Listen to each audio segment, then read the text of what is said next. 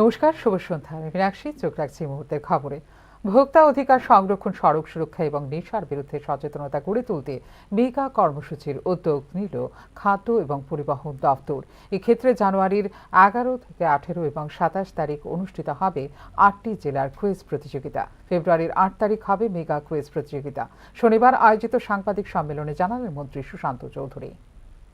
ভোক্তা অধিকার সংরক্ষণের ক্ষেত্রে জাগো গ্রাহক জাগো, সড়ক সুরক্ষা এবং নেশার বিরুদ্ধে জনসচেতনতা গড়ে তুলতে কলেজ পর্যায়ে বৃহত্তর কর্মসূচির উদ্যোগ নিল খাদ্য এবং পরিবহন দপ্তর। এক্ষেত্রে সিপাহী জেলা, গোমতী এবং দক্ষিণ জেলার কলেজগুলির ছাত্রছাত্রীদের মধ্যে কুইজ প্রতিযোগিতা অনুষ্ঠিত হতে চলেছে আগামী 11 জানুয়ারি। 18 জানুয়ারি অনুষ্ঠিত হবে ধলাই, ঊনকোটি এবং উত্তর জেলার কলেজগুলোর কুইজ প্রতিযোগিতা। 27 জানুয়ারি হবে পশ্চিম ত্রিপুরা ও খোয়াই জেলার কুইজ প্রতিযোগিতা। শনিবার সাংবাদিক সম্মেলনে জানিয়েছেন মন্ত্রী সুশান্ত চৌধুরী। 11 তারিখ সিপাহীজলা জেলা, গোমতী জেলা এবং দক্ষিণ জেলা মিলিয়ে। নেক্সট ডেট আমরা করব 18 তারিখ কুমারঘাটে, ধলাই ডিস্ট্রিক্ট, ঊনকোটি ডিস্ট্রিক্ট এবং নর্থ ডিস্ট্রিক্ট মিলিয়ে। সেখানকার যে কলেজগুলো আছে সমস্ত কলেজ কুমারঘাটে 18 তারিখ সেই কম্পিটিশন হবে এবং 27 তারিখ জানুয়ারি মাসে আগরতলাতে পশ্চিম জেলা এবং খোয়াই জেলা, এই দুটো জেলা মিলিয়ে যে কলেজগুলো রয়েছে তাদেরকে নিয়ে কুইজ কম্পিটিশন হবে। কর্মসূচির শেষ পর্যায়ে 8 ফেব্রুয়ারি আগরতলায় হবে মেগা কুইজ প্রতিযোগিতা, হবে মেগা র্যালিও, জানিয়েছেন মন্ত্রী সুশান্ত চৌধুরী। 11 তারিখ গোমতীতে মানে উদয়পুরে, সাউথ জেলা, গোমতী জেলা, সিপাহী জেলা মিলিয়ে। 18 তারিখ হচ্ছে কুমারঘাটে, আমাদের ধলাই জেলা, ঊনকোটি জেলা, উত্তর জেলা মিলিয়ে সেখানকার সব কলেজগুলোকে নিয়ে। এবং 27 জানুয়ারি আমাদের আগরতলাতে হবে, খোয়াই জেলা এবং পশ্চিম জেলা মিলিয়ে আগরতলাতে।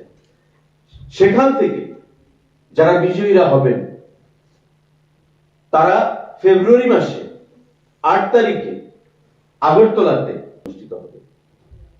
আমরা তাতে অ্যাট্রাকটিভ লুক্রেটিভ প্রাইজ দেব, laptop, mobile phone, tab, TV, smartphone, smart TV, এই ধরনের জিনিস আমরা তাদেরকে টু এনকারেজ দেম ফার্দার, এই জিনিসগুলো আমরা তাদেরকে প্রদান করব।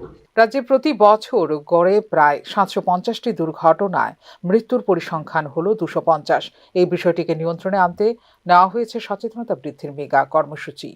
এছাড়া নেশামুক্ত ত্রিপুরা গড়ার ক্ষেত্রে বিশেষ করে কলেজ পর্যায়ে ছাত্রছাত্রীদের মধ্যে সচেতনতা বৃদ্ধির উপর দেওয়া হচ্ছে গুরুত্ব। খাদ্য এবং পরিবহন দপ্তরের উদ্যোগে অনুষ্ঠিত মেগা এই কর্মসূচিতে অংশ নেবে উচ্চশিক্ষা দপ্তর এবং রাজ্য পুলিশ দপ্তর। ফিওরো রিপোর্ট, নিউজ নাও। ভুল বদল করে শেষ পর্যন্ত টেট পেপার 1 পরীক্ষার তারিখ পরিবর্তন করল teachers recruitment board of Tripura বা টিআরবিটি। আগামী 20 এপ্রিল টেট পেপার 1 পরীক্ষা হবে বলে বিজ্ঞপ্তি দিয়ে জানিয়েছিল টিআরবিটি, কিন্তু আগামী 20 এপ্রিল গড়িয়া পুজো উপলক্ষে ছুটির দিন থাকায় এই পরীক্ষার দিনক্ষণ নিয়ে প্রশ্ন উঠেছিল বিভিন্ন মহল থেকে। শেষ পর্যন্ত আগামী 20 এপ্রিলে টেট পেপার 1 পরীক্ষা মে মাসের 4 তারিখ অনুষ্ঠিত হবে বলে শনিবার বিজ্ঞপ্তি দিয়ে জানিয়েছে টিআরবিটি।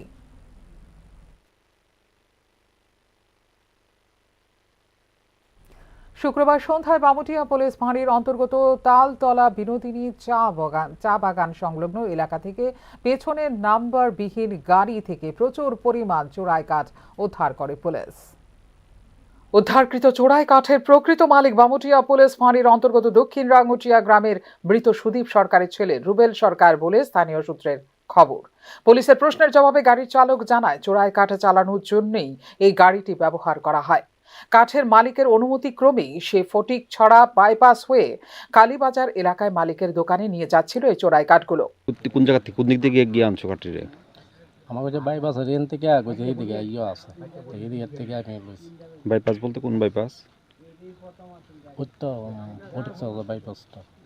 নিয়ে কই নিয়ে যাওয়ার কথা কইছে কাঠগুলা? তো তাই না দোকানে আইব। কোন জায়গাতে দোকান? দোকান হচ্ছে কালীবাজার। তো তোমার গাড়ির নাম্বার নাই কেন পেছনে? পেছন নাম্বারটা তো পড়ে গেছে, এটা তো সাইডের নাম্বার আছে। কবে পড়ছে? এটা পড়ছে কালকে। লাগাইছো না গাড়ি? কালকে লাগাইছি না, এমনি তো 7 দিন ধরে তো আমি এটা চালাই না। চোরাই কাঠ উদ্ধারের পর রুবেল সরকার দাবি করেন তার নাকি বন বিভাগের সঙ্গে কোনো গোপন আঘাত রয়েছে এবং সেই সুবাদে বহু অবৈধ ও জাল নথিপত্র দেখিয়ে চোরাই কাঠগুলোকে বন বিভাগের কাঠ বলে দাবি করেন, কিন্তু বন বিভাগের কোনো ধরনের অনুমতিপত্র দেখাতে পারেননি তিনি। স্থানীয় সূত্রে জানা যায় বামুটিয়া মণ্ডলের কোনো এক নেতার ঘনিষ্ঠ আত্মীয় হওয়ার সুবাদে এইভাবেই অবৈধভাবে দিনের পর দিন চোরাই কাঠের ব্যবসা চালিয়ে যাচ্ছেন রুবেল সরকার। প্রসঙ্গক্রমে বলা যায় মোহনপুর মহকুমা এলাকায় প্রচুর অবৈধ সমিল এবং চোরা কারবারিদের রমরমা ব্যবসা রয়েছে জানা সত্ত্বেও বন বিভাগ কুম্ভকর্ণের নিদ্রায় মগ্ন থাকার ভান করে কেন নীরব ভূমিকা পালন করছে তা নিয়ে উঠছে নানা প্রশ্ন। ফিউরো রিপোর্ট, নিউজ নাও। নির্দিষ্ট অভিযোগের ভিত্তিতে শুক্রবার রাতে বিভিন্ন জায়গায় অভিযান চালিয়ে 12টি উচ্চ ক্ষমতা সম্পন্ন সাউন্ড বক্স বাজেয়াপ্ত করেছে এনসিসি থানার পুলিশ। সুপ্রিম কোর্টের গাইডলাইন অনুযায়ী শব্দ দূষণ নিয়ন্ত্রণে রাত 11টার পর কোনো ধরনের উচ্চ ক্ষমতা সম্পন্ন সাউন্ড বক্স বাজানোর নিষেধাজ্ঞা থাকা সত্ত্বেও কিছু অংশের মানুষ সেই নিষেধাজ্ঞা অমান্য করছেন। সেই অভিযোগের ভিত্তিতে এনসিসি থানার অধীন আগরতলা মেডিকেল কলেজের হোস্টেল, চানমারি এলাকায় পরিতোষ দাসের বাড়ি এবং বরজলা এলাকা থেকে মোট 12টি উচ্চ ক্ষমতা সম্পন্ন সাউন্ড বক্সের সেট বাজেয়াপ্ত করে থানায় নিয়ে আসে পুলিশ। এই ব্যাপারে 3 জনের বিরুদ্ধে নির্দিষ্ট ধারায় মামলা নিয়ে আদালতে পাঠানো হয়েছে বলে এনসিসি থানার পক্ষ থেকে জানানো হয়েছে। এ ব্যাপারে এনসিসি থানার পক্ষ থেকে সংবাদ মাধ্যমকে বিস্তারিত জানায়।